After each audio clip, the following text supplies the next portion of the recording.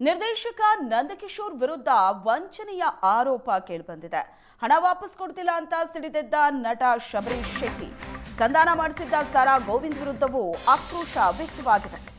ನಿರ್ದೇಶಕ ನಂದಕಿಶೋರ್ ವಿರುದ್ಧ ಕೇಳಿ ಬರ್ತಾ ಇರೋ ವಂಚನೆ ಆರೋಪ, ಹಣ ವಾಪಸ್ ಕೊಡ್ತಾ ಇಲ್ಲ ಅಂತ ನಟ ಶಬರೀಶ್ ಶೆಟ್ಟಿ ಸಿಡಿದೆದ್ದಿದ್ದಾರೆ.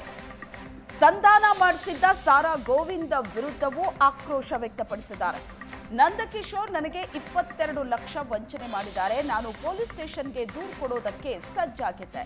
ಸಾರಾ ಗೋವಿಂದ್ ಹಣ ವಾಪಸ್ ಕೊಡಿಸೋ ಭರವಸೆ ಕೊಟ್ಟಿದ್ರು. 2 ತಿಂಗಳು ಸಮಯ ಕೊಡು, ಹಣ ಕೊಡಿಸ್ತೀನಿ ಅಂತ ಹೇಳಿದ್ರು. ಸಾರಾ ಗೋವಿಂದ್ ನನ್ನ ಹೋರಾಟದ ಸಮಯದಲ್ಲಿ ದಾರಿ ತಪ್ಪಿಸಿದ್ರು. ಈಗ ಕಾಲ್ ಮಾಡಿದ್ರೆ ಏನ್ ಮಾಡ್ಕೊಳ್ತೀಯಾ ಮಾಡು ಅಂತಿದ್ದಾರೆ. ನಿರ್ದೇಶಕ ನಂದಕಿಶೋರ್ ಇನ್ನೂ ಹಣವನ್ನ ವಾಪಸ್ ಕೊಟ್ಟಿಲ್ಲ. ದಯವಿಟ್ಟು ನಮ್ಮಂತ ಬಡ ಕಲಾವಿದರಿಗೆ ಈ ಮೋಸ ಮಾಡಬೇಡಿ ಅಂತ ಏಷ್ಯಾನೆಟ್ ಸುವರ್ಣ ನ್ಯೂಸ್ ಜೊತೆ ತಮ್ಮ ಅಳಲನ್ನ ತೋಡ್ಕೊಂಡಿದ್ದಾರೆ ಶಬರೀಶ್ ಶೆಟ್ಟಿ. ನಿರ್ದೇಶಕ ನಂದಕಿಶೋರ್ ವಿರುದ್ಧ ವಂಚನೆಯ ಆರೋಪವನ್ನ ಮಾಡಿದ್ದಾರೆ ನಂದಕಿಶೋರ್ ಶೆಟ್ಟಿ.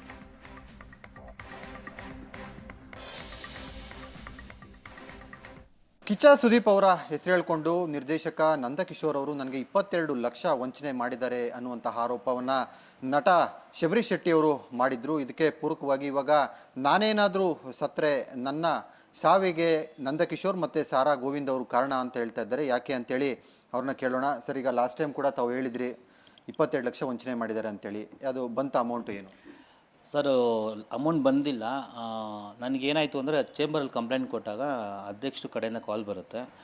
ಅದಾದಮೇಲೆ ನಿಮ್ಮದೊಂದು 2 ಮಂತ್ಸಲ್ಲಿ ಕ್ಲಿಯರ್ ಆಗುತ್ತೆ, ದೊಡ್ಡವರು ಇನ್ವಾಲ್ವ್ ಆಗಿದ್ದಾರೆ ಅಂತ ಅಧ್ಯಕ್ಷರು ಹೇಳ್ತಾರೆ. ಅದಾದಮೇಲೆ ನೆಕ್ಸ್ಟು ಒಂದು ವಾಹಿನಿ ಲೈವಲ್ಲಿದ್ದಾಗ ಸಾರಾ ಗೋವಿಂದ್ ಅವರು ನನ್ನ ಪರ್ಸ್ನಲಾಗಿ ಕಾಲ್ ಮಾಡ್ತಾರೆ. ಅಣ್ಣ ಫೋನ್ ಮಾಡಿಬಿಟ್ಟು, ನಾನು ಸಾರಾ ಗೋವಿಂದ್ ಮಾತಾಡ್ತಿರೋದಪ್ಪ, ಹಣ ಹೇಳ್ರಿ ಅಂದರೆ ಈ ಥರ ಯಾವುದು ವಾಹಿನಿಗೆ ಹೋಗಿ ಸ್ಟೇಟ್ಮೆಂಟ್ ಕೊಡಬೇಡ, ನಿನ್ಗೆ 22 ಲಕ್ಷ ನಾನು ಕೊಡಿಸ್ತೀನಿ, ಜವಾಬ್ದಾರಿ 2 ತಿಂಗಳು ಕಾಲಾವಕಾಶ ಕೊಡು, ಬಾಂಬೆಲಿದ್ದಾನಂತೆ. ಸೊ ಅವ್ರ ಮನೆಯವರು ನನಗೆ ಕಾಲ್ ಮಾಡಿದರು, ತರುಣ್ ಮತ್ತು ಅವ್ರ ಅಮ್ಮೆಲ್ಲ ಮಾತಾಡಿದ್ರು. ಹಂಗಾಗಿ ನಾನು ನಿನಗೆ ಕೊಡಿಸ್ಕೊಡ್ತೀನಿ ಜವಾಬ್ದಾರಿ, ನಾನು ಬಂದಿದ್ದೀನಿ, ನಿನಗೆ ಅಮೌಂಟ್ ಸಿಗೋದೆ ಭಯ ಪಡಬೇಡ ಅಂತಂದರು. ಎಲ್ಲ ಒಂದು ಕಡೆ ನಮ್ಮ ಚಿತ್ರರಂಗದ ಹಿರಿಯರು ಅವರು ಸಂಧಾನ ಮಾಡಿದ್ರೆ ಎಲ್ಲದರಲ್ಲೂ ಸಂಧಾನ ಯಶಸ್ವಿ ಆಗಿದೆ. ಸೊ ಅವ್ರ ಮೇಲೆ ಅಪಾರವಾದ ನಂಬಿಕೆ ಇತ್ತು, ಗೌರವ ಇತ್ತು. ಹಾಗಾಗಿ ನಾನು ಅವ್ರ ಮಾತಿಗೆ ಬೆಲೆ ಕೊಟ್ಟು ಆಯ್ತು ಅಣ್ಣ ನಾನು ಸೆಪ್ಟೆಂಬರ್ ಮಂತಲ್ಲಿ ಕ್ಲಿಯರ್ ಮಾಡ್ತೀನಿ ಅಂತ ಒಪ್ಕೊಂಡಿದ್ರು. ಅದಾದಮೇಲೆ ನಾನು ಎಲ್ಲೋ ಒಂದು ಕಡೆ ಅವ್ರಿಗೆ ಒಂದು ಮಾತು ಹೇಳ್ತಾಣ, ನನಗೆ ನಾಳೆ ದಿನ ಅಮೌಂಟ್ ಕೊಡಲಿಲ್ಲ, ನಾನೇನು ಮಾಡೋಕ್ಕಾಗುತ್ತೆ, ಹಂಗಾಗಿ ನೀವು ಒಂದು ಮೀಟಿಂಗ್ ಕೊಡಿಸಿ ನನಗೆ, ಅವ್ರನ್ನ ನಂದಕಿಶೋರ್ನ ಫ್ಯಾಮಿಲಿನೆಲ್ಲ ಕರೆಸಿ ಮೀಟಿಂಗ್ ಕೊಡಿ ಅಂತ ಹೇಳಿದೆ. ಸರಿ ಆಯಿತು, 4-5 ದಿನ ಕಾಲಾವಕಾಶ ಕೊಡು, ನಾನು ಮೀಟ್ ಮಾಡಿಸ್ತೀನಿ ಅಂತ ಹೇಳ್ತಾರೆ. ಸೊ ಒಂದು 10 ಡೇಸ್ ಆದಮೇಲೆ ಮತ್ತೆ ಕಾಲ್ ಮಾಡಿದಾಗ ಜುಲೈ 12ನೇ ತಾರೀಕು ಬರ್ತೀನಿ ಅಂತ ಹೇಳ್ತಾರೆ. ಸೊ ಜುಲೈ 12 ಆದಮೇಲೂ ಒಂದು 2 ದಿನ ಬಿಟ್ಟು ಮತ್ತೆ ಕಾಲ್ ಮಾಡ್ತೀನಿ, ಜುಲೈ 12 ಆಗಸ್ಟ್ 2ಕ್ಕೆ ಬರ್ತಾನೆ ಅಂತೆ, ಅವ್ನು ಶೂಟಿಂಗ್ ಬ್ಯುಸಿ ಇದ್ದಾನೆ ಅಂತ ಹೇಳ್ತಾರೆ. ಸೊ ಅವಾಗೂ ವೆಯ್ಟ್ ಮಾಡ್ತೀನಿ. ಆಗಸ್ಟ್ 2 ಆದಮೇಲೆ ಮತ್ತೆ ಪುನಃ ಹೇಳ್ತಾರೆ, ಇಲ್ಲ ಆಗಸ್ಟ್ 12ಕ್ಕೆ ಬರ್ತೀನಿ ಅಂತ. ಆಗ ಒಂಚೂರು ನಾನು ಅವಾಗ ಹೇಳ್ತೀನಿ, ಅಣ್ಣ ಈ ಥರ ಡೇಸ್ ಮುಂದಕ್ಕೆ ತಳ್ಕೊಳೋದು ಕನ್ಫರ್ಮೇಷನ್ ಹಿಂಗಾಗುತ್ತೆ, ನನಗೆ ಕ್ಲಾರಿಟಿ ಸಿಕ್ಕಿಲ್ಲ, ನನಗೊಂದು ಕ್ಲಾರಿಟಿ ಕೊಡಿಸಿ, ಸೆಪ್ಟೆಂಬರ್ ಮಂತ್ ಕ್ಲಿಯರ್ ಆಗುತ್ತೆ ಅಂತ ಯಾವ ಗ್ಯಾರಂಟಿ ಇದೆ? ಸೊ ನಾಳೆ ನಾನು ನಿಮ್ಮನ್ನು ಕ್ವಶನ್ ಮಾಡೋಕ್ಕಾಗಲ್ಲ ಹಾಗೆ ಹೀಗೆ ಅಂದಾಗ ಅವರು ಒಂಥರ ಸ್ವಲ್ಪ ರೂಢಾಗೆ ಮಾತಾಡ್ತಾರೆ. ಸಾರಾ ಗೋವಿಂದ್ ಸರ್ ಅವರು ರೂಢಾಗೆ ಮಾತಾಡ್ತಾರೆ. ಅದು ಒಂದು 15 ದಿನ ಹಿಂದ್ಗಡೆ ಫೋನಲ್ಲಿ ರೂಢಾಗೆ ಮಾತಾಡ್ತಾರೆ. ನಿನ್ನ ಕೈಲಿ ಏನಾದ್ರು ಮಾಡ್ಕೋ ಹೋಗು, ಅವ್ನು ಬಂದಿಲ್ಲ ಅಂದರೆ ನಾನು ಕೊಡ್ಸೋಕ್ಕಾಗತ್ತಾ, ನಾನು ಕರ್ಕೊಂಬರೋಕ್ಕಾಗತ್ತಾ ಅಂತ. ನಾನು ಆಗ ಅಂತೀನಿ, ಅಲ್ಲ ನಾನು ಕಂಪ್ಲೇಂಟ್ ಕೊಟ್ಟಿದ್ರೆ FIR ಆಗಿದ್ರೆ ಆಟೋಮೆಟಿಕ್ ನಂದಕಿಶೋರ್ ಸ್ಟೇಷನ್ಗೆ ಬರ್ತಾಯಿದ್ರಲ್ವ. ಸೊ ನೀವು ಕರೆದಿದ್ದೀರ ಅಂದಾಗ ನಿಮ್ಮ ಮತ್ತು ಬೆಲೆ ಕೊಡ್ತಾಯಿಲ್ಲ, ಬಂದಿಲ್ಲಲ್ಲ, ಇದು ಹೆಂಗಣ ಅಂದರೆ ನನಗೆ ಗೊತ್ತಿಲ್ಲ, ಏನು ಬೇಕೋ ಮಾಡ್ಕೋ ಹಾಗೆ ಹೀಗೆ ಅಂತ ಅವ್ರುಬಿಟ್ಟು ನನಗೆ ಆ ಥರ ಹೇಳ್ತಾರೆ. ಸೊ ಇವರು ಈ ಮಾತು ಹೇಳೋಂಗಿದೆ, ನಾನು ಯಾಕೆ 2 ತಿಂಗಳು ವೆಯ್ಟ್ ಮಾಡಬೇಕಾಗಿತ್ತು? ಸೊ ಒಂದು ಕಡೆ ನನಗೆ ಸ್ವಲ್ಪ ಮನಸ್ಸಿಗೆ ಬೇಜಾರಾಯ್ತು. ಆದಮೇಲೆ ನಿರಂತರ ಕಾಲ್ ಮಾಡಿದೆ ಸಾರಾ ಗೋವಿಂದ್ ಸರ್ಗೂ, ಫೋನ್ ಎತ್ತೋದು ಬಿಟ್ಬಿಟ್ರು ಅವರು. ನಾನು ಹೆಂಗೋ ವಾಹಿನಿ ಮುಖಾಂತರ ಇಶ್ಯೂ ಆಗಿತ್ತು, ನಾನು ಕಂಪ್ಲೇಂಟ್ ಕೊಟ್ಟು ಏನೋ ನಾನು ಕಾನೂನು ಹೋರಾಟ ಮಾಡ್ತಿದ್ರೆ, ನನ್ನ ಹೋರಾಟನ ದಿಕ್ಕು ಬದಲಾವಣೆ ಮಾಡಿ ನಾನು ಕೊಡಿಸ್ತೀನಿ ಅಂತ ಆಶ್ವಾಸನೆ ಕೊಟ್ಟ ಮೇಲೆ ಅದು ಅವ್ರು ಮಾಡಬೇಕು. ಸೊ ಈಗೇನಾಗುತ್ತೆ, ನಾನು ಕೊಟ್ಟಿರೋರು ನನಗೂ ಸಿನಿಮಾ ರಿಲೀಸ್ ಮಾಡಬೇಕು, ನಂದು ಕಮಿಟ್ಮೆಂಟ್ ಜಾಸ್ತಿ ಇದೆ, ನಂಗೆ ತುಂಬ ಪ್ರೆಷರ್ ಆಗ್ತಾಯಿದೆ. ಹಂಗಾಗಿ ನಾನು ಇವತ್ತು ವಿಡಿಯೋ ಮಾಡಿ ಪೋಸ್ಟ್ ಮಾಡಿದೆ. ಏನು ವಿಡಿಯೋ ಮಾಡಿದ್ದೀರಾ, ಅದರಲ್ಲಿ ಏನಿದೆ ಕಂಟೆಂಟ್?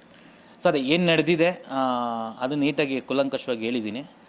ಬಟ್ ಕೊನೆಯದಾಗಿ ಈಗಲೂ ಹೇಳ್ತೀನಿ, ಮನಸ್ಸಿಗೆ ತುಂಬ ನೋವಾಗಿದೆ ಅಣ್ಣ ಗೋವಿಂದಣ್ಣ.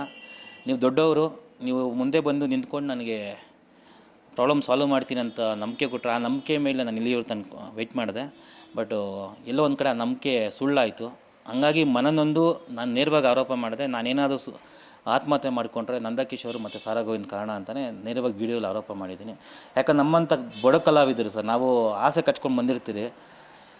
ಇಂಡಸ್ಟ್ರಿಯಲ್ಲಿ ದೊಡ್ಡವರು ಅಂತ ಬಂದಾಗ ನಾವು ತುಂಬ ಗೌರವ ಕೊಡ್ತೀವಿ. ಗೌರವ ಕೊಟ್ಟು ಮಾಡಿದಾಗ ಅವರು ನಮ್ಮ ದಿಕ್ಕನ್ನು ಬದಲಾವಣೆ ಮಾಡಿದಾಗ ಎಲ್ಲೋ ಒಂದು ಕಡೆ ಮನಸ್ಸು ತುಂಬ ನೋವಾಗುತ್ತೆ. ಬಟ್ ನನಗೆ ದುಡ್ಡು ಇಲ್ಲ, ಈ ಕಡೆ ಏನೂ ಇಲ್ಲ ಅಂದಾಗ ನಾನೇನು ಮಾಡೋಕ್ಕಾಗುತ್ತೆ ಹೇಳಿ.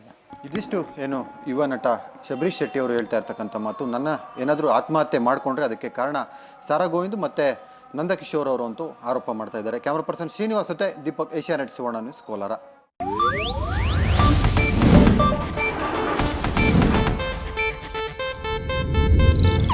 ಇದು ಏಷ್ಯಾನೆಟ್ ನ್ಯೂಸ್ ನೆಟ್ವರ್ಕ್ ಪ್ರಸ್ತುತಿ.